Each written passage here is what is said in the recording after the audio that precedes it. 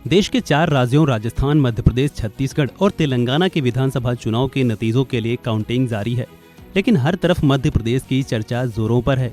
मध्य प्रदेश विधानसभा की 230 सीटों के लिए सुबह 8 बजे से काउंटिंग चल रही है। शुरुआती रुझान में बीजेपी बहुमत के पार है। इस बीच भोपाल की गोविंदपुरा सीट से प्रत्याशी कृष्णा गौर ने बयान देते हुए कहा है कि बीजेपी पूर्ण बहुमत के साथ सरकार बनाएगी। ये हमारी पूर्व से परंपरा रही है। बाबूजी थे तब भी जब हमारे कार्यकर्ता मतगणना स्थल पर पहुंच जाते थे, उनका तिलक लगाकर आरती उतारकर हम उनको रवाना करते थे। आज एक बार फिर उसी परंपरा का निर्वहन हमने किया है। हमारे सभी मतगणना एजेंट जो हमारे बहुत कर्मठ कार्यकर्ता है, वो अब मतगणना स्थल पर पहुंच रहे हैं। तिलक निकालकर आरती उतारकर विजयी भव का आशीर्वाद देकर हम उनको रवाना कर रहे हैं। मतगणना कुछ ही देर में, क्या उम्मीद है आपको, कितनी सीटों के साथ आप जीतने वाली हैं? बड़ी मध्य प्रदेश में भारतीय जनता पार्टी पूर्ण बहुमत के साथ सरकार बनाने जा रही है। आने वाले समय में 3-4 घंटों में स्थिति पूरी तरह से स्पष्ट हो जाएगी और मध्य प्रदेश में हम भारतीय जनता पार्टी की सरकार बना रहे और अगला लक्ष्य हमारा अब 2024 में मध्य प्रदेश की 29 लोकसभा सीटें जीतने का है। गोविंदपुरा सीट भारतीय जनता पार्टी का करीब 12 बार से यहाँ पर भारतीय जनता पार्टी के प्रत्याशी जीते हैं, तो क्या कहेंगे? कांग्रेस लंबे दावे करते हैं कि गोविंदपुरा इस बार वो जीतेंगे, लेकिन क्या कहेंगी आप?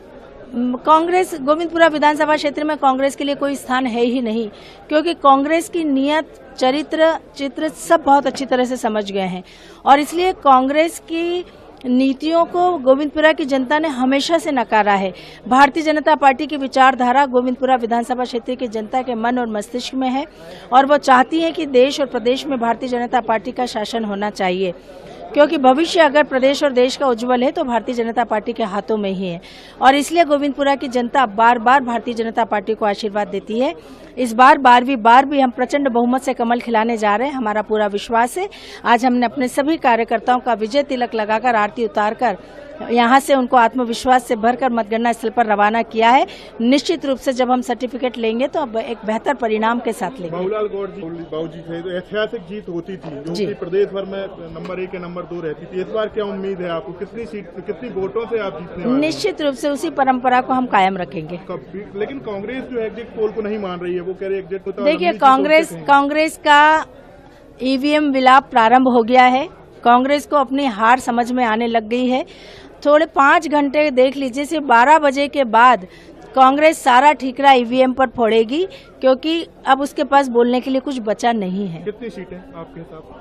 हम पूर्ण बहुमत के साथ सरकार बनाने जा रहे हैं। आप कितनी वोटों से विजयी होंगे? ऐतिहासिक विजय हमारी होगी। बता दें कि बीते रोज कांग्रेस नेता कमलनाथ ने एग्जिट पोल पर सवाल उठाए थे। कमलनाथ ने बयान देते हुए पोल को षड्यंत्र बताया था। भोपाल की गोविंदपुरा विधानसभा सीट सबसे बड़ी विधानसभा सीट है। इस सीट पर पूर्व मुख्यमंत्री बाबूलाल गौर लगातार 8 बार विधायक रहे हैं। 2018 में बहू कृष्णा गौर विधायक बनी। इस बार कृष्णा गौर और कांग्रेस प्रत्याशी रविंद्र साहू झूमरवाला के बीच मुकाबला है।